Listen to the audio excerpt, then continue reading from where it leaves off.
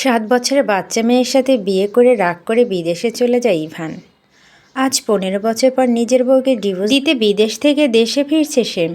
Ivan যখন বিমান থেকে নেমে এয়ারপোর্টে দাঁড়ায় তখন ড্রাইভার এসে তাকে রিসিভ করে। ইভান গাড়িতে উঠে বসে, এরপর নিজের বাড়ির উদ্দেশ্যে রওনা দেয়।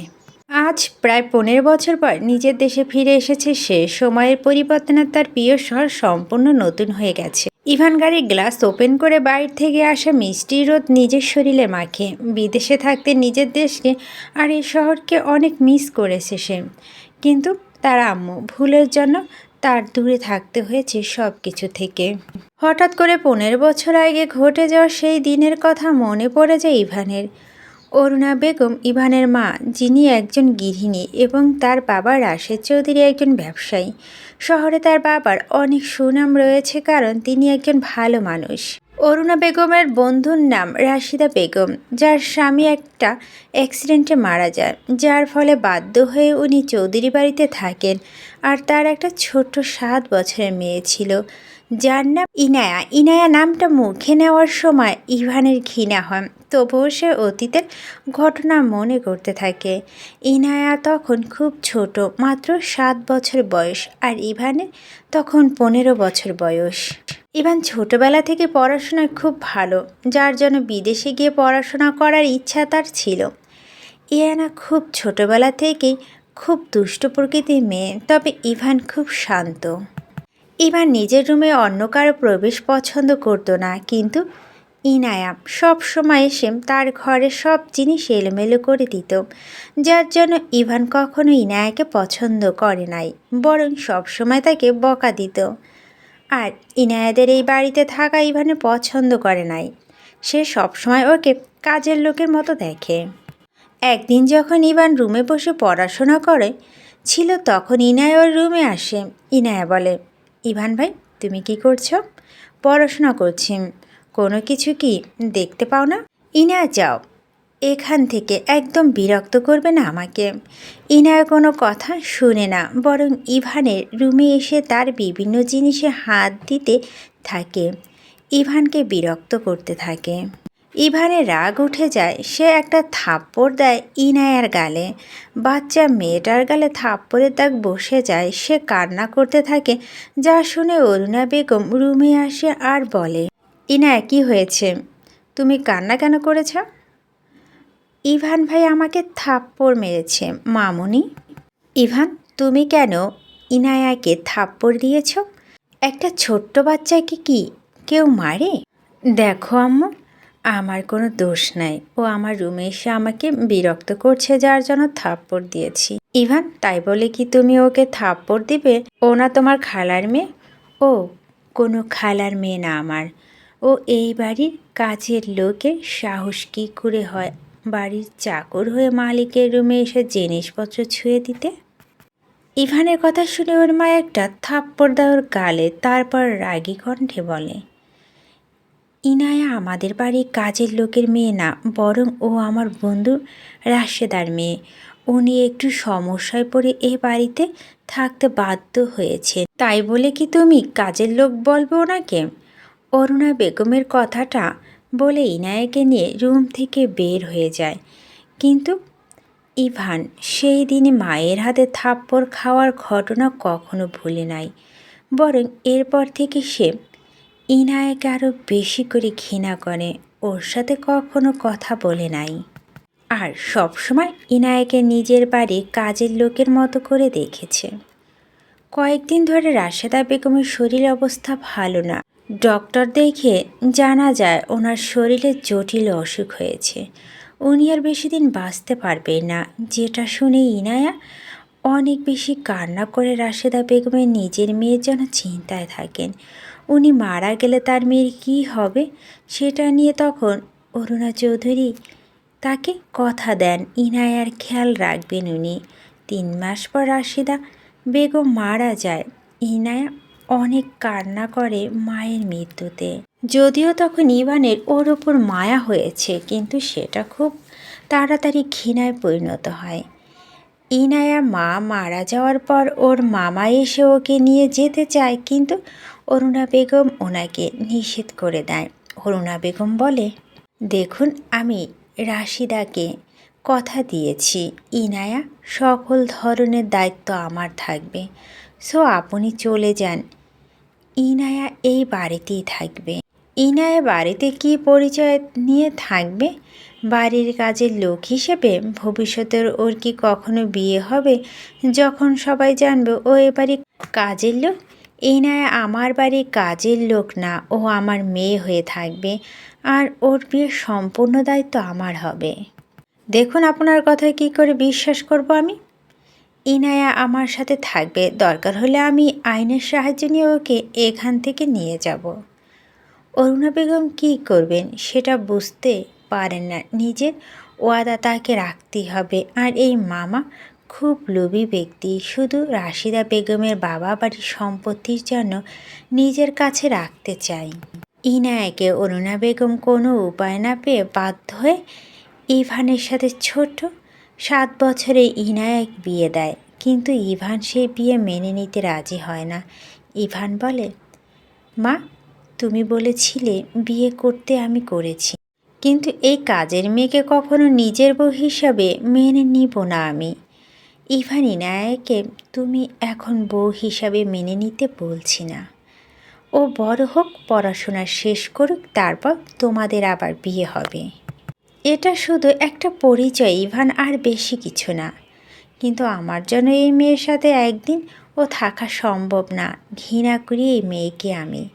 ফকিন্নির মেয়ে একটা। ইভানের আচরণ ইনায়ার ওপর খারাপ হতে থাকে সব সময়। ওর বাচ্চা মেয়েটার সাথে খারাপ আচরণ করত। ওরা এক রুমে থাকতো না, তবু ইভান ইনায়াকে থাপ্পড় মারত, ওর শরীরে চা ঢেলে দিত, যার কারণে অরুণা বেগম বাধ্য হয়ে ইভানকে বিদেশের খালার বাসায় পাঠিয়ে দেয়। আজকে 15 বছর পর আবার ইভান দেশে ফিরছে, কারণ কয়েকদিন পর ইনায়ার বিয়ে। তাই ইভান আর ইনায়ার ডিভোর্স হবে। যদিও এই বিয়েটা আইনি বৈধতা নাই, তবুও মৌখিক ডিভোর্স হলেও দরকার। ইভান নিজের অতীতের সব কথা মনে করে, তবে তার জীবনের সবচাইতে ইনায়ার নামটাই ঘৃণিত থাকবে। এই মেয়েকে সে সবসময় ঘৃণা করে এসেছে আর ভবিষ্যতেও করবে। তবে ইভান ভাবে সে ছোট মেয়েটা হয়তো এখন অনেক বড় হয়ে গেছে। ইভান বলে, নিশ্চয় সে বাচ্চা দুষ্ট মেয়েটা এখন অনেক বড় হয়ে গেছে, প্রায় 22 বছরের যুবতী কন্যা। ছোটবেলায় খুব সুন্দর বর্ণের অধিকারী ছিল মেয়েটা, তবে এখন মনে হয় বাড়ির কাজ করতে করতে কালো হয়ে গেছে। বাড়ির কাজের লোক হবে, নিশ্চয় সে বাড়ির সব কাজ করবে। ইভান আর বেশি ভাবে না, বরং গাড়ির জানালা দিয়ে বাইরের দিকে তাকিয়ে দেখে সেখানে বড় একটা বোর্ডে একটা কোম্পানির নাম দেওয়া আছে, যেখানে নিচে কোম্পানির মালিক ইনায়া দেওয়া। ইভান সেটা দেখে একটু অবাক লাগে, তবে পৃথিবীতে কত মানুষের নাম ইনায়া আছে সেটা ভাবে। ইভান বলে, দূর, এত বড় কোম্পানির মালিক নাম ইনায়া হতে হবে জানি না, মানুষের নাম কেন এত পছন্দ। তবে এই মেয়ের অল্প বয়সে কি সুন্দর বিজনেস ওম্যান হয়ে গেছে। আর সে বাচ্চা মেয়েটা মনে হয় এখনও বাড়ির কাজ করে যাচ্ছে, পড়াশোনা হয়তো ভালো করে নাই। চৌধুরীর বাড়িতে আজ বিশাল আয়োজন করা হয়েছে। 7 বছর পর ইভান বিদেশ থেকে ফিরে আসছে। অরুণা বেগম রান্নাঘরে গিয়ে সব রকমের খাবার রান্না করে। ইভান যা খেতে পছন্দ করে সব। ইভান বিদেশে যাওয়ার পর পরিবারের সাথে কোনো প্রকার যোগাযোগ রাখে নাই। মায়ের সাথে কথা বলা অনেক দূরের বিষয়। ওনার ফেজও কখনো দেখার ইচ্ছে করে নাই তার। বাড়ির গেটের সামনে এসে দাঁড়ায় একটা গাড়ি।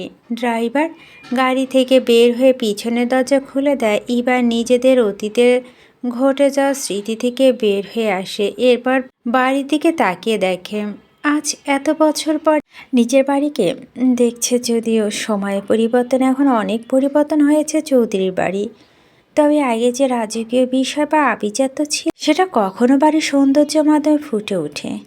ইভান বাড়ির গেট দিয়ে ভিতরে প্রবেশ করে। সেখানে তার পরিবারের প্রতিটা সদস্য তার জন্য অপেক্ষা করে আছে। ইভান বাড়ির সদর দরজার সামনে দাঁড়িয়ে আছে। হঠাৎ করে তার উপর কেউ হাজার হাজার ফুল ছিটিয়ে দেয়।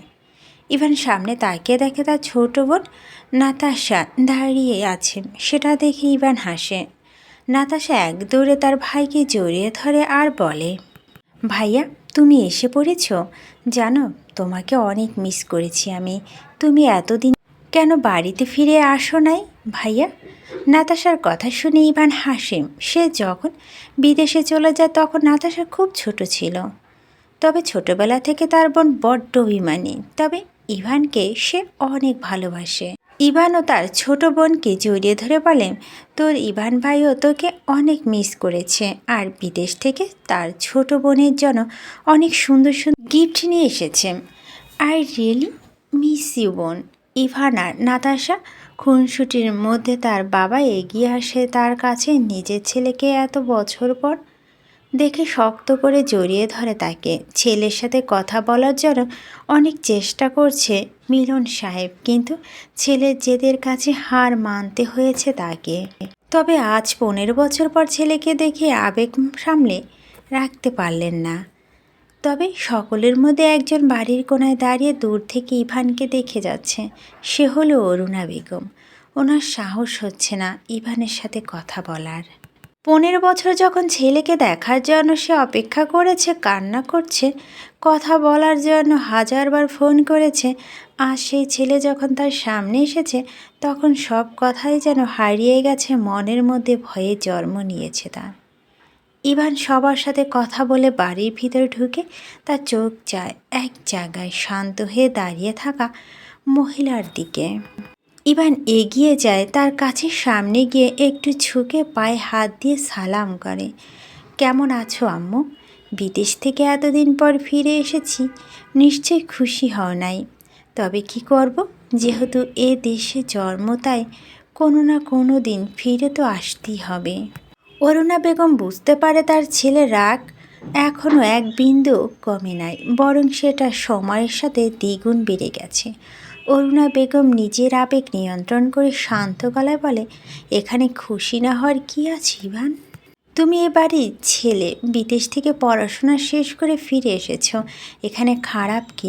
আর আমি তোমার মা ছেলে এত বছর পর ফিরে এসেছে, সেটা দেখে অবশ্যই খুশি হওয়ার কথা আমার।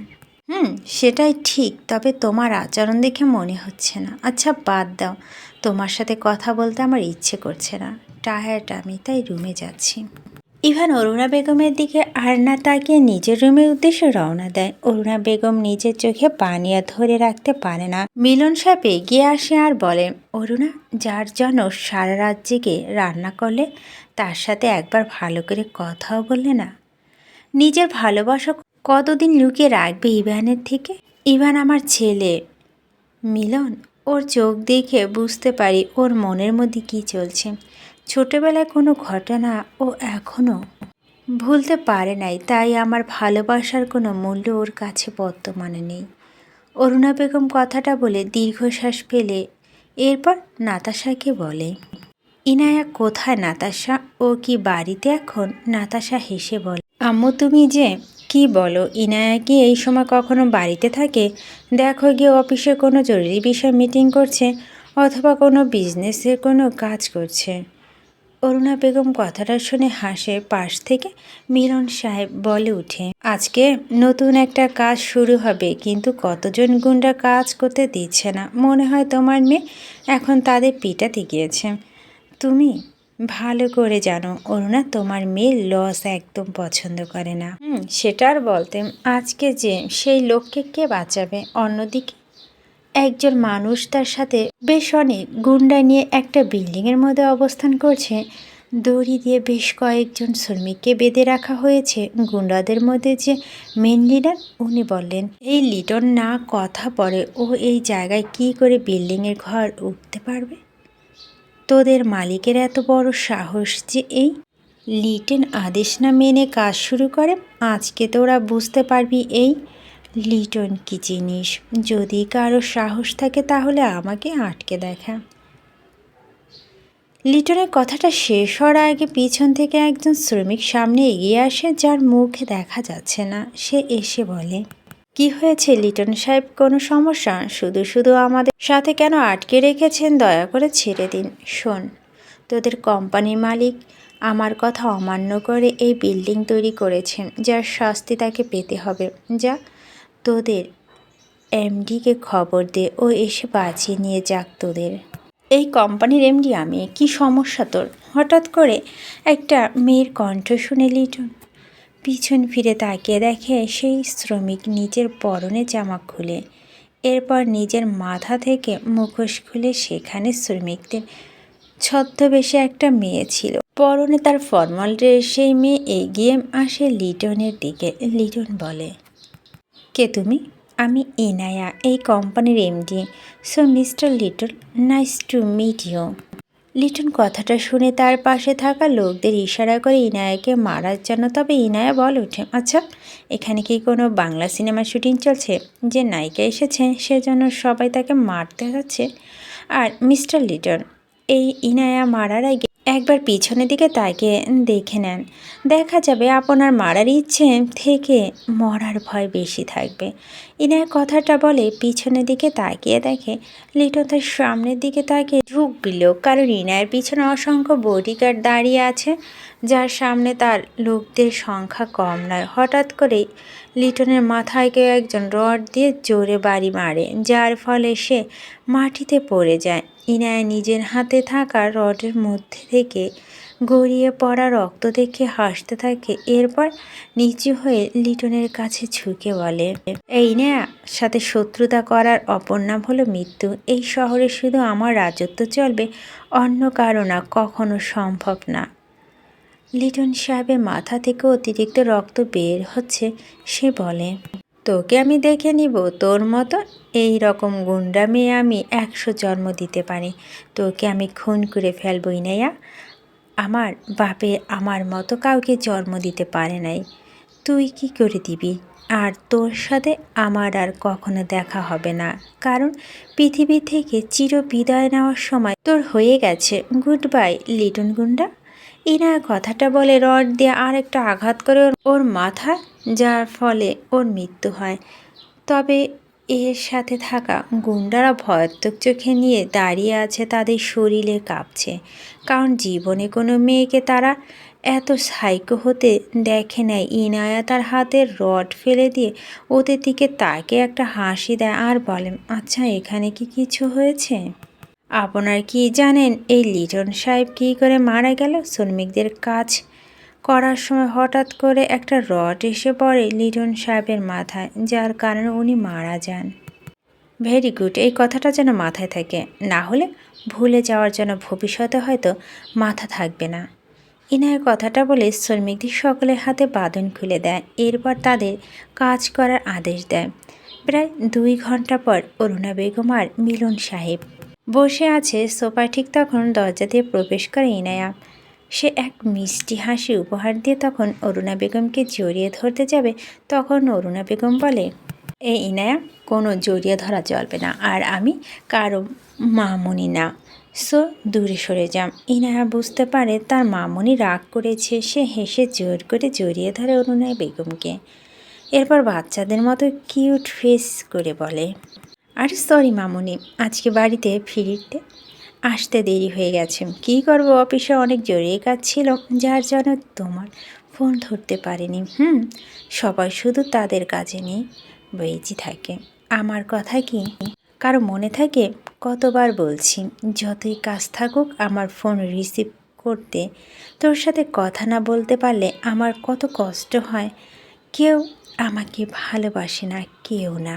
ইনায়া তার হাত থেকে একগুচ্ছ গোলাপ নিয়ে এসে তার মনিকে সামনে ধরে বলে, বিশ্বাস করো মামুনি, আমার কোনো দোষ নাই, সত্যি অনেক বিজি ছিলাম, তবে ভবিষ্যতে আর কখনো এমন হবে না, প্রমিস করছি।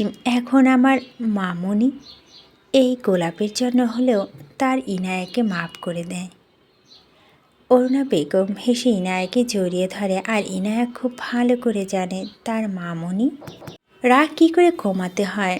তবে সব দেখে পাশে থাকা মিলন সাহেব বলে, কি দারুণ দৃশ্য, মামুনির জন্য গোলাপ ফুল নিয়ে এসেছে একজন, কিন্তু তার ভালো বাবা জন্য কিছু আনেনি। কেউ সত্যি এই বুড়োটাকে কেউ ভালোবাসে না। আরে ভালো বাবা, তুমি আমার জান, তোমার কথা সবসময় আমার মনে থাকে। এই দেখো, তোমার জন্য উপহার নিয়ে এসেছি, তোমার পছন্দের মিষ্টি। সত্যি কিন্তু এটা কি খুশদা হলো? একদম না, আমার মিষ্টি ভালো বাবার জন্য মিষ্টি নিয়ে এসেছি। আই লাভ ইউ ভালো বাবা। ইনার সবার সাথে কথা বলে নিজের রুমে চলে যায়। অরুণা বেগম সেটা দেখে হাসেন, তবে তার মনে এক ভয় কাজ করছে। ইভান কি ইনায়াকে দেখে তাহলে কি করবে, আর ইনায়ের রিয়াকশন কেমন হবে? অরুণা বেগম ইভান আর ইনায়ে কাউকে নিজের জীবন থেকে দূর করতে পারবে না। রাত ইভান যখন ছাদে যায় তখন হঠাৎ করে তার চোখ যায় ছাদের একপাশে দাঁড়িয়ে থাকা এক রমণীর দিকে। পিছনের দিকে ফিরে সে দাঁড়িয়ে আছে, তার সুন্দর রেশমি চুল হালকা বাতাসে উড়ে যাচ্ছে, মনে হচ্ছে কোনো পরী দাঁড়িয়ে আছে যেখানে। ইভানের মনে বড্ড ইচ্ছে হয় সে মানুষরূপী পরীকর দেখবে। ইভান কাছে যায়, পিছন থেকে তার কাঁধে হাত রাখে। হঠাৎ করে ইনায়ের কাঁধে কেউ হাত রাখার কারণে সে চমকে পিছন ফিরে তাকায়, তবে ইনায়া ছাদে বেশ নিকটে দাঁড়িয়ে থাকে। তবে হঠাৎ করে তার শরীরে টাচ করার ফলে সে একদম পিছনে চলে যায়, যার ফলে সে পড়ে যেতে লাগে। তার আগে এক পুরুষ তার সমস্ত শক্তি দিয়ে তার হাত ধরে ফেলে। ইনায়া ভয়ে চোখ বন্ধ করে ফেলে, চোখ খুলে দেখে সামনে এক সুদর্শন পুরুষ দাঁড়িয়ে আছে, যাকে এই বাড়িতে আগে দেখেনি। সে ইনায়া বলে, আপনি কে? ইভান এখনও ইনায়ার হাত ধরে আছে, তবে সে সামনে দাঁড়িয়ে থাকা নারীরূপে মোহে হারিয়ে গেছে। ইভানে বড্ড জানতে ইচ্ছে করে এই মেয়ে পরী না নারী। ইভান বলে, তুমি কি পরী? পরী কথাটা শুনে ইভান অবাক হয়। এত রাতে কোথা থেকে পরী আসবে? সে কিছু বলতে যাবে এর আগে ছাদে নাতাশা এসে ডাক দেয় ইয়ানাকে। নাতাশা বলে, ইয়ানা। ইভান যখন ঘোরের মধ্যে হারিয়ে গেছে তখন নাতাশার ডাক শুনে, তবে হঠাৎ করে ইয়ানার নাম শুনে তার হুঁশ ফিরে। সে সামনের দিকে ভালো করে তাকিয়ে বুঝতে পারি এই মেয়ে আর কেউ না, ইয়ানা। কথাটা মনে করে তার মন থেকে সব মোহ ভালোবাসা চলে যায়, বরং 7 বছর আগে ঘটনা মনে পড়ে ইভানের। ইভানের মনে বিষ পরিণত হয়। সে ইয়ানার দিকে একটা ঘৃণার দৃষ্টি নিয়ে তার হাত ছেড়ে দেয়। ইয়ানা কখনো ভালো করে নিজের পায়ে দাঁড়ায় নাই, যার ফলে হঠাৎ করে ইভানের হাত ছেড়ে দেওয়ার কারণে সে পড়ে যায়। ছাদের শেষে তার অবস্থান ছিল, যার জন্য সে টাল সামলাতে পেরে সে ছাদ থেকে পড়ে যায়। নাতাশা দৌড়ে আসে ইয়ানার কাছে, তবে তার আগে ইয়ানা নিচে পড়ে যায়। নাতাশা তাকিয়ে দেখে নিচে কাচ রয়েছে, আর ছাদ থেকে বেশ উঁচুতে, যদি এখান থেকে নিচে পড়ে তাহলে কাচের মধ্যে পড়বে। নাতাশা চিৎকার দিয়ে উঠে বলে, ইয়ানা। ইয়ানা হঠাৎ করে এমন হওয়ার বুঝতে পারে, তবে ছাদ থেকে নিচে পড়ে যায় সে। এত উঁচু ছাদ থেকে নিচে পড়ে যায়, সেই মুহূর্তের মধ্যে নিচে কাচের টুকরোর মধ্যে গিয়ে পড়ে। পুরো মেঝে রক্ত ভেসে যায়। যদিও ইভান এখনও সেখানে দাঁড়িয়ে থাকে, নিচে রক্তাক্ত ইয়ানাকে দেখে সে বলে, এই ইয়ানা, মারা গেলেও আমার কিছু যায় আসে না। এই মেয়ে আজকে সারা জীবনের জন্য আমার জীবন থেকে চলে গেছে। Bye bye Iyana.